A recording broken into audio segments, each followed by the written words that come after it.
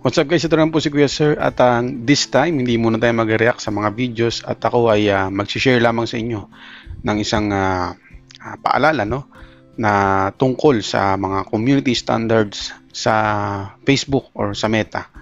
No? So simulan na natin. So yun guys, so ito na yung isa siguro pagsisimula ng pagbabalik natin sa tutorial contents no. So ako ay may tutorial contents din before, so isi-share ko din sa inyo yung mga nalalaman ko sa Facebook or sa Meta na mga dapat nyong gawin para kayo ay maging successful content creator in the future. So hindi pa naman po ako successful, pero I think may alam naman po ako kasi tagal ko na rin po nagko-content at somehow kumita na rin po ako last year or earlier this year, no? So simulan na natin guys. So yung community standards po ay yung mga standards na pinapatakbo ni Facebook, no, or ni Meta para po ang mga contents ay maging suitable for all audiences, no. Kabilang po dito lahat ng klase ng post, no, kahit po hindi natin ginawa or AI generated contents. So nakapaloob dito guys yung mga pwede at hindi pwedeng gawing content, no? Hindi mo pwedeng i-upload, hindi mo pwedeng i-share, or hindi mo pwedeng makipag-interact ka sa ganung klaseng content. So marami po 'yan, no? Uunahin na po natin diyan. Ito pong nasa baba. Ito po kung nababasa ninyo. Okay, ito po. So ito po, 'yan. Yang coordinating harm and promoting crime, no? So nabasa nyo naman yung promoting harm and promoting crime. Ito po yung nagbibigay ka po ng nag-i-insist ka ng isang harmful content or nag-i-incite ka ng isang krimen, no, or yung mga nag-upload ka ng mga crimes. Kasi may mga contents po na hindi po talaga appropriate siyang i-upload, lalo na po yung mga graphic na contents na ang allowed lang po mag-post ay mga news platforms, no, gaya ng GMA, no, ABS, ayan lang po. So bawal po yan, no. So pangalawa po ay yung mga dangerous orgs or individuals. So ito po kasama dito yung mga iba't ibang klaseng tao na mga nagte-terrorize sa mga Pilipino, sa mga iba't ibang klaseng lahi, no, yung mga ibang tao na gumagawa ng bagay na hindi maganda sa isa pang tao.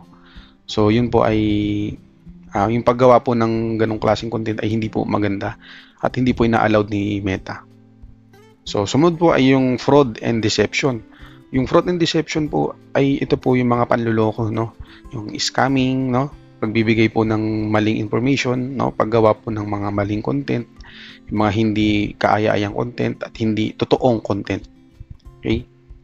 So ito po, sunod ay yung restricted goods and services. Alam nyo naman po yan, yung mga hindi ipinagbabawal na gamot, ipinagbabawal na bagay na ipinopost, bawal din po yan. At yung violence, no, and incitement, sabi ko nga kanina, yung mga nag-incite ng mga crime or violence, no. Dito naman po tayo, so sumunod ay yung adult SE, no, hindi ko nababanggitin, no, adult SE. So bawal po yan sa Facebook kasi ito po ay user-friendly platform, no. Ito po ay user-friendly platform yung Meta, kaya po bawal po yan. Tsaka may mga gumagamit pong minor, may gumagamit po na hindi pa appropriate sa edad at hindi talaga dapat nakikita. So yan po ay bawal. Ito po, yung sumunod is yung bullying and harassment. So yung bullying and harassment po, ito po yung mga nang bully, nang lalait at nang haras ng kung sino-sinong tao, no. Yung mga videos, mga pictures na may ganong klaseng ay pina-flag po yan ni Meta. So ito po mabigat din to. Ito yung CSE, yung sumunod, nababasa nyo naman po, ito po. CSE, tsaka yung abuse and nudity, no. So bawal din po yan yung mga sa bata, no. Kung mahilig po kayo mag-post ng mga anak nyo na mga kakilala nyo na bata or hindi nyo kakilala na bata, basta bata, ay kadalasan po ay pina-flag po yan, lalo kung sila po ay walang damit, pantaas or pambaba. So, matik po yan, nahuhuli po yan ni Meta. Ito po, yung sumunod is yung human exploitation, yung mga illegal recruiters, no? Illegal exploitation ng mga tao, anong edad, no? Mapa anong age or gender, no? Yung pinopost mo sila ng hindi nila alam at may intention kang masama sa kanila. So yung privacy violations, ito din po yung mga voyeurism, no? Ito po yung pagkuha or pagiging paparazzi, na pagkuha ng video or picture ng tao ng palihim na wala kang hindi in public. Kumbaga may mga certain individuals kasi na bawal picturean, bawal videoan. So yun po, bawal po yun. So sumunod po ay yung, ayan po, hindi ko na rin po babanggitin, ito po yung sumunod, self-injury and eating disorders. So yung ganyan po ay hindi rin po ina-allowed ni Meta, kasi po ito po ay nag-i-insight na ito po ay dangerous, no, sa health at sa well-being ng isang tao. Bawal din po yung mga ganyang klase na content.